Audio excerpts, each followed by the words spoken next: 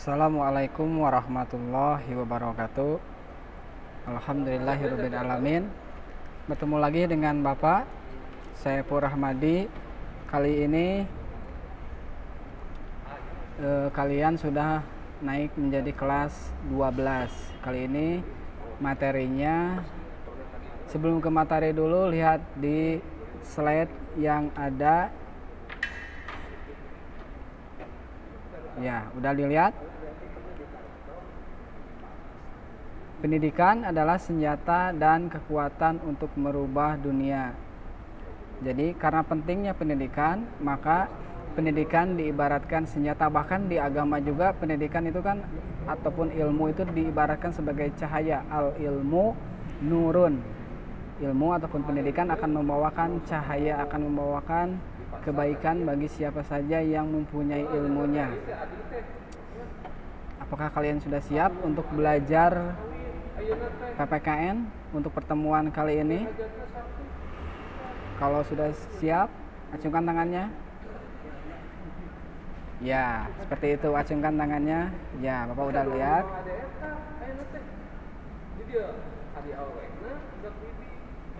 Sekarang lihat slide selanjutnya. Why? Ataupun artinya mengapa. Sukses memang hak semua orang, tapi bukan buat orang yang malas. Itu bisa diartikan kalau orang yang tidak mau belajar, maka orang itu menjadi bodoh, tidak akan sukses. Bahkan di Islam juga kan ada kalimat man jada wa jada.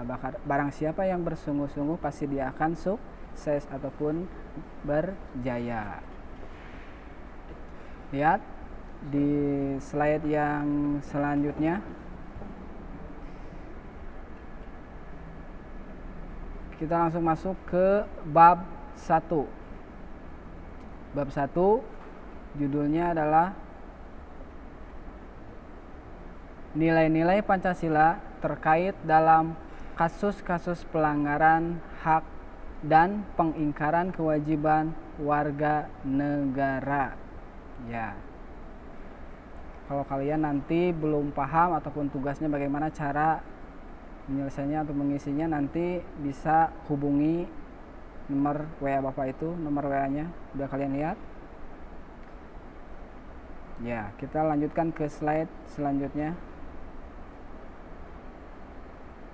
Kompetensi inti dan kompetensi dasar yang akan diajarkan di kelas 12 ini adalah sebagai berikut.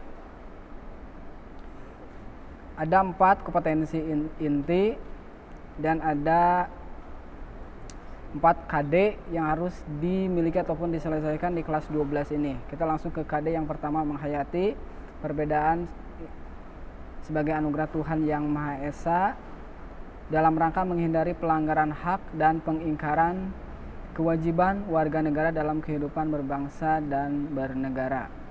KD 2.1 proaktif menghindari pelanggaran hak dan pengingkaran kewajiban warga negara dalam kehidupan berbangsa dan bernegara. KD 3.1 baru kalian disuruh untuk bisa menganalisis nilai-nilai Pancasila terkait dengan kasus pelanggaran hak dan pengingkaran kewajiban warga negara dalam kehidupan berbangsa dan bernegara.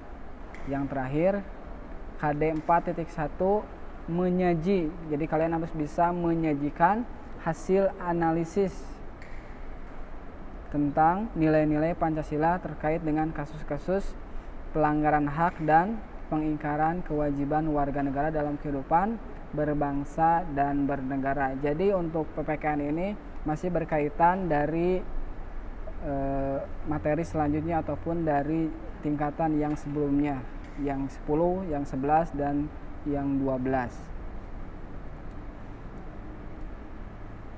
Lihat di slide selanjutnya, indeks pencapaian kompetensi. Jadi ini adalah indikator pencapaian kompetensi yang diharapkan harus tercapai oleh siswa. Ada 2 indeks pencapaian kompetensi. Yang pertama adalah menganalisis kasus pelanggaran hak dan pengingkaran kewajiban warga negara. Nanti kalian di materi biasanya harus menganalisis ada apa aja pelanggaran-pelanggaran hak dan pengingkaran kewajibannya beserta contohnya. Baru 3.1.4 menyaji hasil analisis penanganan pelanggaran hak pengingkaran kewajiban warga negara. Tujuan pembelajaran. Jadi tujuan pembelajaran di materi ini adalah ada dua. Yang pertama, menganalisis kasus pelanggaran hak dan pengingkaran kewajiban dengan sikap disiplin, kerjasama, dan tanggung jawab. Jadi ada hasilnya, yaitu kalian harus mempunyai sikap. Jadi nilai sikap yaitu disiplin, kerjasama, dan tanggung jawab. Yang kedua, menyaji hasil analisis penanganan pelanggaran hak dan pengingkaran kewajiban warga negara secara benar dengan sikap disiplin, kerjasama, dan tanggung jawab. Itu tujuan dari pembelajaran untuk materi yang pertama ataupun bab 1. Lihat di slide selanjutnya, di sini ada macam-macam gambar. Bisa dilihat. Ini adalah salah satu gambar pelanggaran hak. Bisa termasuk kepada pelanggaran hak asasi manusia. Gambarnya ada satu gambar yang sudah kalian lihat. Yang pertama gambarnya adalah seorang anak kecil yang lagi disiksa ataupun yang lagi ditertiban. Ini adalah salah satu pelanggaran hak, karena sebenarnya setiap warga negara mempunyai hak dan persamaan yang sama di depan hukum ataupun pemerintahan. Jadi ini salah satu pelanggaran haknya. Gambar yang kedua, lihat ada kebakaran, kericuhan, jadi kerumunan massa yang terjadi karena ketidaksesuaian terhadap salah satu keputusan pemerintah biasanya, makanya ada massa, pengumpulan massa, terus di sana adanya kericuhan. Dan ini masuknya kepada pelanggaran hak, karena salah satu poin untuk bisa kita berorasi ataupun untuk menyampaikan aspirasi secara lisan ataupun secara tulisan, secara terbuka, kan itu harus ada aturannya, jangan melanggar aturan yang lainnya.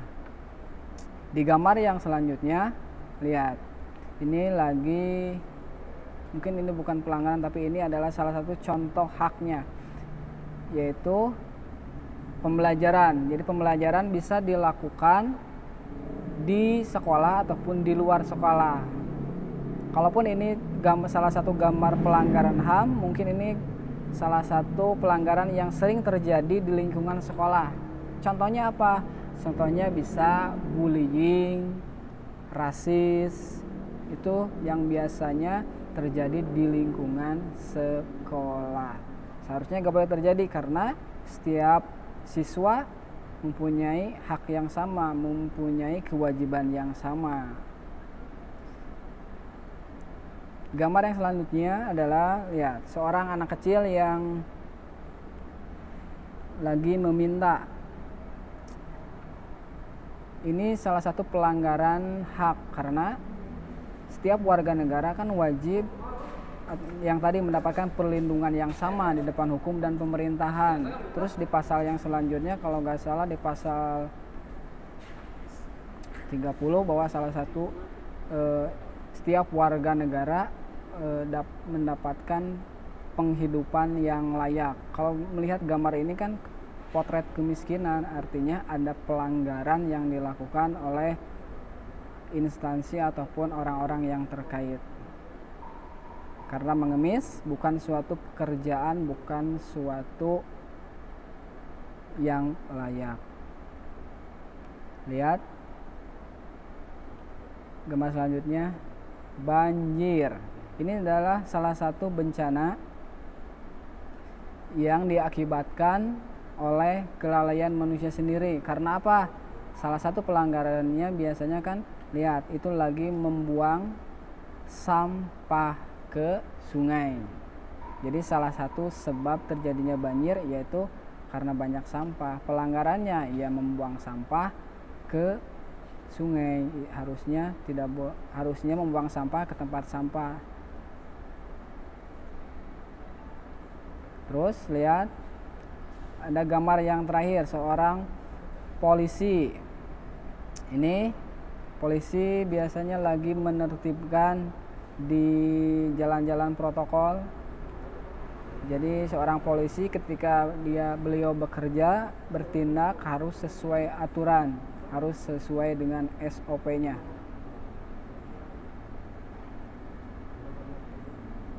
Kasus-kasus pelanggaran HAM. Jadi gambar-gambar yang ada di slide ini adalah salah satu contoh kasus-kasus pelanggaran HAM yang sering terjadi di lingkungan sekitar kita. Mudah-mudahan kalian bisa memahaminya.